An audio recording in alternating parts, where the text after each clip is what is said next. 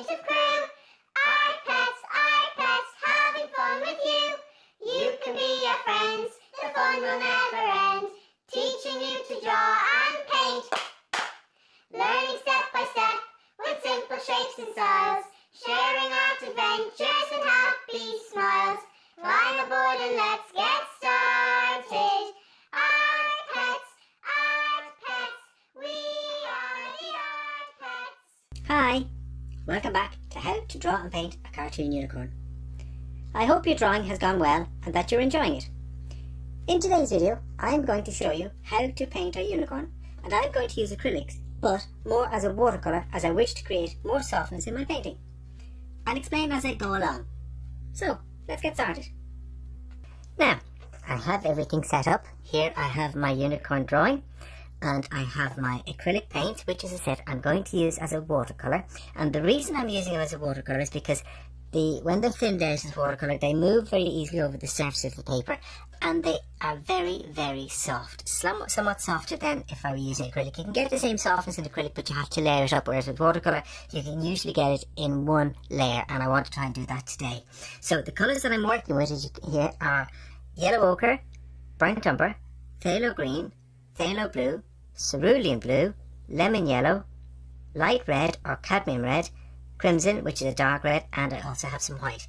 Now, you don't have to use exactly these colours when you're doing yours. Essentially all you need is a dark blue and a light blue, a yellow, a light red, a dark red, the white, a brown, and if you wish a dark green, and of course the yellow ochre if you wish. But even with lesser colours you could do this painting beautifully. Now I'm going to start with the unicorn. I'm going to start painting the unicorn first because I want to make her much more dramatic and much more vibrant in her colours, and then I'm going to have a slightly softer, paler background so that she's shown off by the background. Normally when I'm showing you how to draw and paint, I have something that I copy off, but today I don't. I'm working purely just from the drawing because I want to just play it out and use my imagination. So I think one of the things I love about drawing and painting is the journey. It's a bit like going on a journey, just getting out and going for a walk and not knowing where you're going, or getting into your mummy and daddy's car and going for a drive and not knowing where you're going to end up. There's something very exciting about that, and painting for me is the same. So I want to just play with the colours and see what comes out. And even if I put down a colour that I don't like, I can very easily change it again. Now I'm going to start with my medium-sized brush. I have my water, I have my tissue, I have everything ready to go, and it's important when you're preparing to paint that you have all of your bits and pieces in front of you so that you don't have to keep stopping.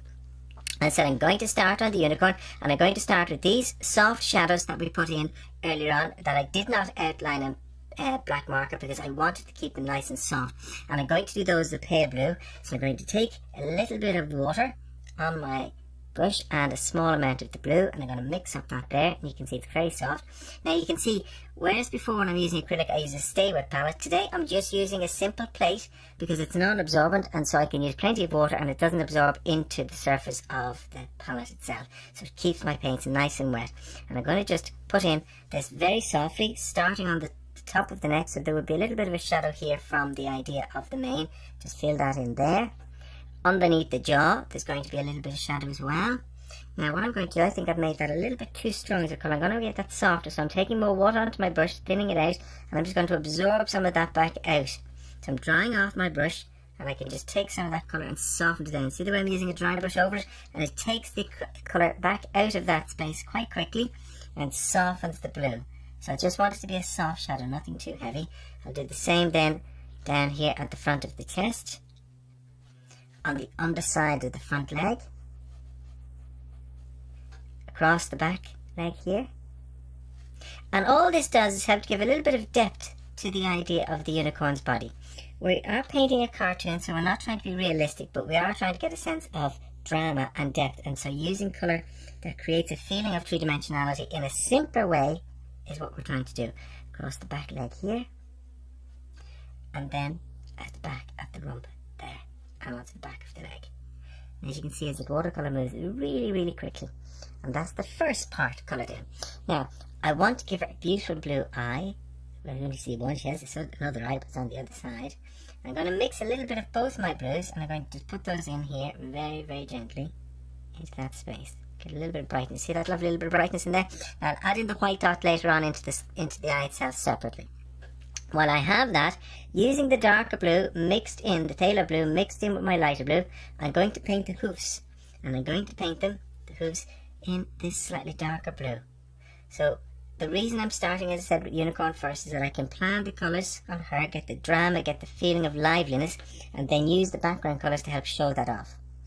Remember as well that even though it's a cartoon, it still keeps in mind the sense of the reality. That is that colours in the foreground are stronger and warmer, and colours in the background are weaker or paler and softer, or cooler and softer, and that helps create a sense of distance. As you can see, we have some background trees here as well. Now I'm going to rinse off my brush, and I'm going to go and I'm going to look now at the idea of the mane and also the horn. So I'm going to start with my red, my crimson red. I'm going to take a small touch of that, and I'm going to paint one of these sections as a soft pink, just like so. Just there. And while I have that pinky colour, I'm going to use that just here onto this space. Nice soft red. Just there. That gives a nice bit of drama into that space just in there. And I'm going to put that, I'm going to have the idea that this carries on and some of that colour comes back into this space. As I said, you can play with this, you don't have to be too neat and tidy. It's entirely up to you exactly what you decide to do and where you decide to place your colours. Now, as before, if I go over the black marker, sometimes the paint dulls that down a little. I can touch up on the black marker when my painting is finished. Now just put that in there. From there, rinse off the brush again, and I'm going to go to my yellow, and a nice vibrant yellow. So just mixing up some vibrant yellow, a little bit of water, not too much, and make sure, because you're using watercolours, most of the colour that you're mixing is water, so it's very important that you clean your brush well in between each colour. Otherwise, if I didn't take off all of the blue on the brush would turn my yellow green, and I'd end up with pale green rather than a nice bright yellow, which is what I'm looking for. I'm going to put some yellow in here, like so. It's a beautiful colour, very vibrant. Did you know that yellow is the colour of friendship? Tends to represent friendship, and I'll put some of that here as well, just on the front there. And where else? Oh, I think down here on the back of the tail there, I'll use some of that lovely, beautiful yellow, filling in that space there. Gonna mix up a wee bit more. Now, you can see the brush glides very easily over the surface, which is what I'm looking for. So we're using flat colour, flat planes of colour with occasional shadows to give the impression of a little bit of depth into what we have. From there, I'm going to add some red to that, and I'm going to make a really nice bright orange. So I'm going to take some red in with my yellow, mix up a little bit more, and you can see there's a beautiful colour orange. I'm going to take that, I'm going to use that. Where will I use that?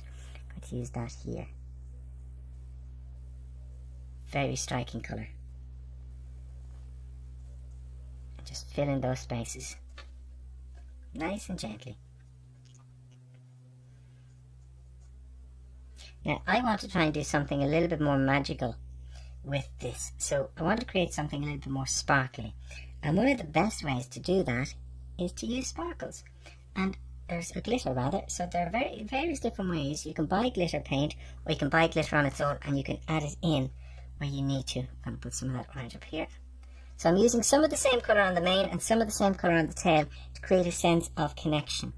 So I don't have too many various colours on it. I want to have a little bit of relationship between what goes on in the mane and what goes on onto the tail itself. Here is a little tip I use when I'm working with glitter.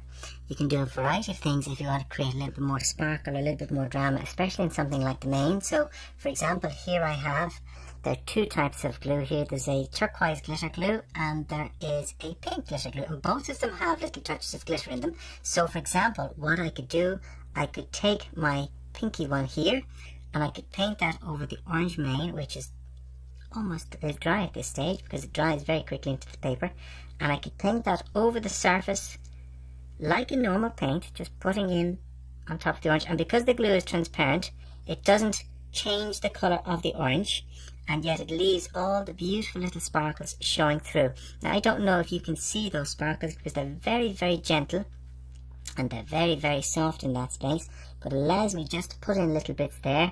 I could do the same with the tail, just put in a little bit on the back end of the tail there, so this is the same colour.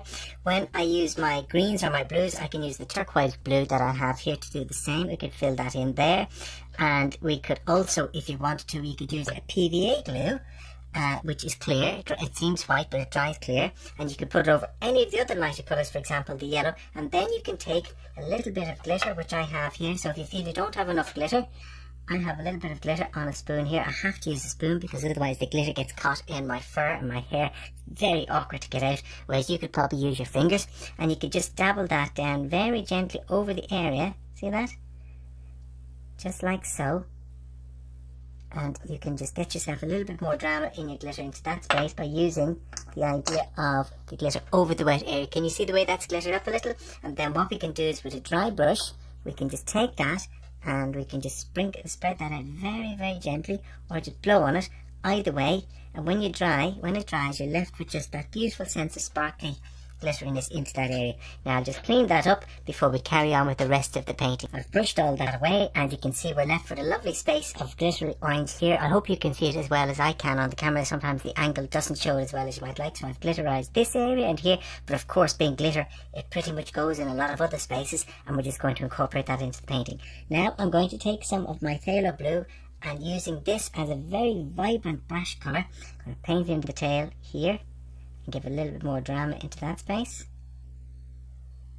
Now all I'm choosing to do are the colours, my favourite colours, but do it in a way that helps the other colours to show up. So I'm trying not to be too similar in my colouring, otherwise you sometimes, if they're too similar, we don't get quite the same impact that we might like to have.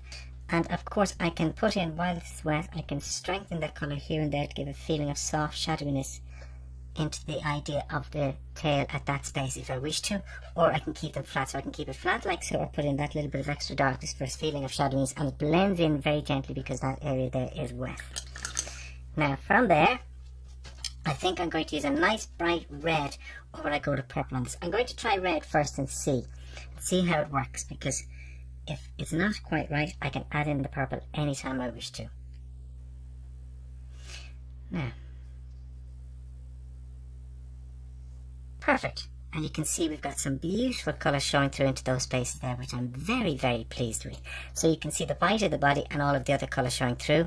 Now we have the idea of the horn, and I'm going to put a little bit of, I think I'll use a slightly purpley colour just here onto that section. I don't want to fill in all of the spaces on the horn. I want to keep some of them white because they'll stand out against the background when I paint in my background. So I'm using a little bit of violet into that space there to get a little bit more drama into it. From there, we're going to leave the unicorn, and we're going to start tackling some of the colours in the background. And for that, I'm going to go with my slightly bigger brush, and I'm going to start with the idea of the sky, which are these very soft spaces here. Now, rather than doing a pale blue, I'm going to actually go with a very soft yellow, because I want to create, first off, a feeling of mystery and magic, but also a softer background, as I said earlier, that shows off the unicorn, that profiles it, gives it a little bit more contrast. So I'm going to take a little bit of yellow, very, very gently. Now I don't wish to be too harsh in my sky, so it has to be a very, very pale colour of yellow, but I'll add just a little bit of magic, and into those spaces I'm going to put that. Now, it's hardly visible, it's more like an off-white colouring, but it will be enough just to keep a feeling of brightness in the background. While I have that, I'm now going to paint the foliage. Now I can do this in a number of ways. I can continue to use the yellow that I had, work a little bit more warmth into that, take some of my cerulean blue and mix up a really nice pale soft colouring into the background. So we can just take some of this and use that. Actually, do you know what? I think before I paint the foliage here, these bushes back here are further away, and so they should be a little bit more distant. And so because they're a little bit more distant, they'll actually have a little bit more blue. So I'm going to just use this colour first with a little bit more blue onto those background bushes to push them back a little bit more and keep that feeling of distance. Now, I'm going to try this colour and see what it looks like. And once again, I don't want to be too harsh. I want to be quite soft into that. It's a nice colour there. Now, we're going to strengthen that colour with a little bit more blue. I'll go with a little bit of phthalo blue this time. A tiny, tiny touch of that. And we're going to use that for these trees. I'm going to go darker again. Touch of blue and a little bit of yellow, just a small amount of yellow. And we're going to use that for these trees here. Now, I will take more yellow back into that, and using a nice warm green, I'm going to go slightly. I'm going to paint the shadows in these spaces first. That's a bit too dark. I don't want to be too heavy-handed. I can always go darker, but I don't want to be too dark to begin with. So I'm going to use these as the shadowed spaces on the foliage or the leaves of the trees in the front. So once again, just filling in these spaces.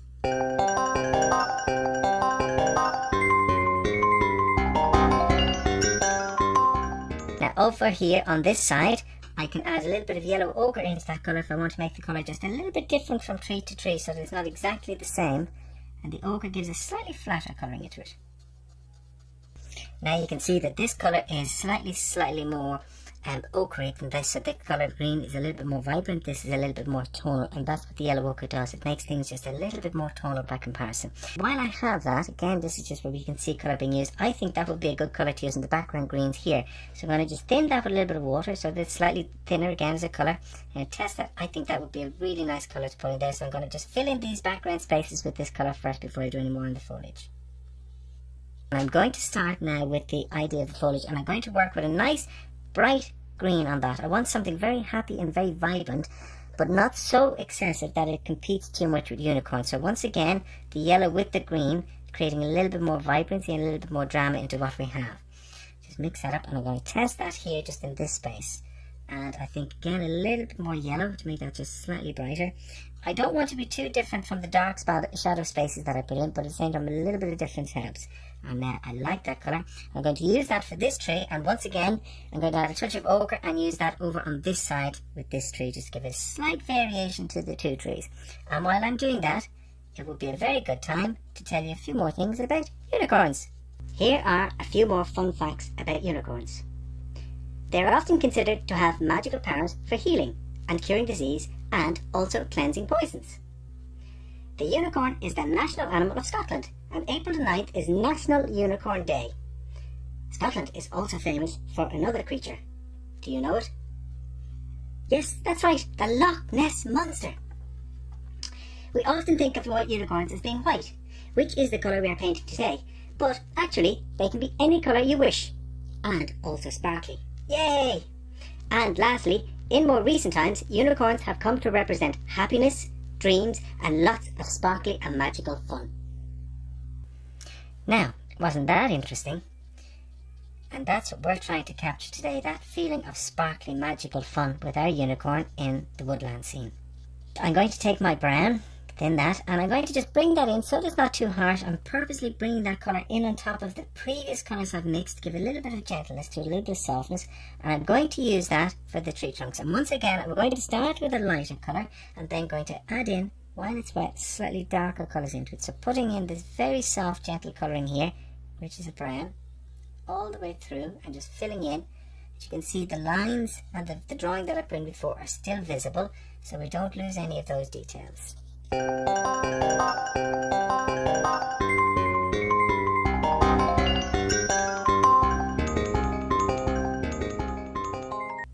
Now on this one over here, I'm going to add just a little bit of blue, very small amount of blue, just to give a slightly more distant feeling to it, and also gives a slightly violet grey influence, so it keeps them once again very slightly different and more interesting because they're slightly different.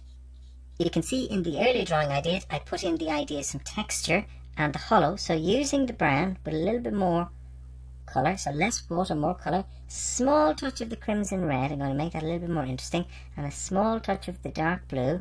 I'm going to come in and we're just going to paint that in as a shadowy hollow. Once again, not too dark, because I don't want anything too harsh in the background that competes with unicorn, and occasionally just add in little bits of colour, that darker colour, to give the impression of a little bit of shadow onto the tree trunk, or the texture of the bark on the tree trunk, like so. That's more than sufficient for what we need. Taking the blue, going slightly darker, and doing the same over here on this side. Into the centre of this flower, I'm going to put some pink, and then I'll make the outside of this flower pink. I'll make the petals on this a pinky colour. And once again, you can use your imagination when it comes to the flowers and the colours. It's entirely up to you. There's so many beautiful colours that you can use for a little bit of playfulness into those spaces. And then from there, I'm going to go with my yellow. I'm going to take some yellow, so once again rinse off my brush and go with a nice bright yellow, and I'm going to paint the outside of this petal, this flower, the petals, a nice bright warm yellow. Violet, and I'll use that into the middle here. Yellow and purple are very complementary to one another. That looks quite blue, so we'll add a little bit more yellow, or sorry, a little bit more red.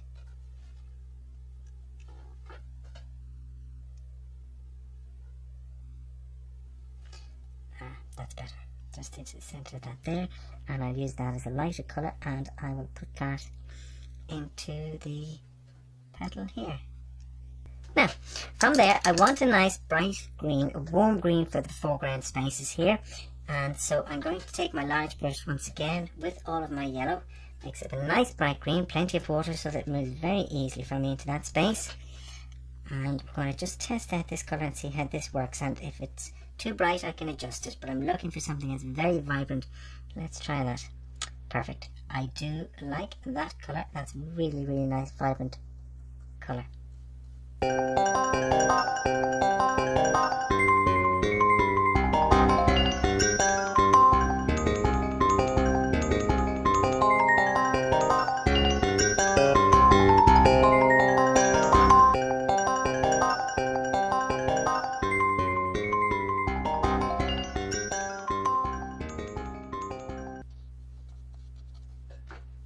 This reminds me of the children here, Molly, Belle and Sean. The garden is covered in lots and lots of trees, and it's very, very beautiful. And they have a little space where they play, and they like to call it the forest. It's like their little magical forest, and this reminds me of that space, except their space is a little bit more shaded in. And they go in there and they play their games, and they have little adventures, and they play hide and seek.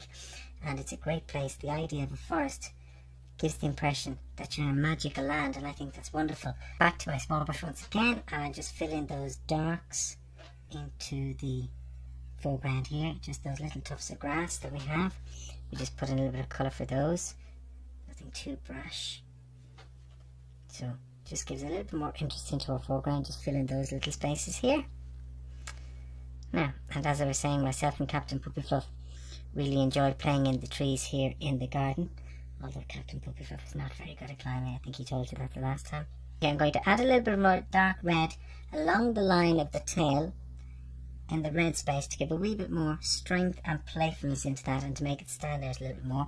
So just on the inner side, I'm going to take almost like a shadow and give a little bit more strength to my red along that space there, so that I have a little bit more vibrancy of colour. In fact, I'm going to fill that in because I like the way that red has suddenly just given a little bit more depth into that space. I'm going to just fill that with a little bit more purity in my red to make it stand out. Okay, so I have all of my colours in, and you can see there's a lovely vibrancy and there's a lovely brightness to it.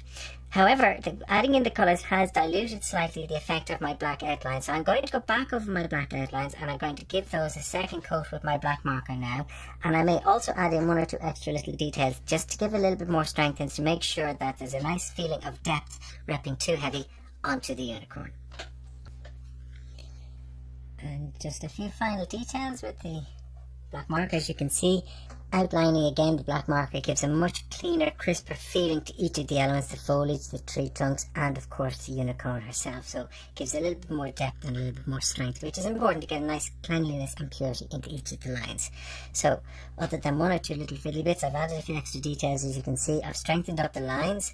I added one or two little details in on the petals of the flowers, and I added in one or two little details on unicorn herself. Just I touched up on the nostril, and I put a little bit of pink into that because I felt it was too harsh just as the black itself, as the black marker. So other than that, I think we're finished. So as before, I'm going to just put the mount on it and show you what it looks like finished with a mount. Now, and as befits a unicorn, I've added in a little bit of bold, lively pink into the inner mount to give a little bit more lift and a little bit more sparkle, and of course that feeling of magic and playfulness to unicorn. And there we have our magic, playful unicorn.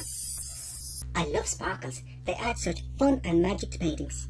I'm a bit sad that my painting of unicorn is finished.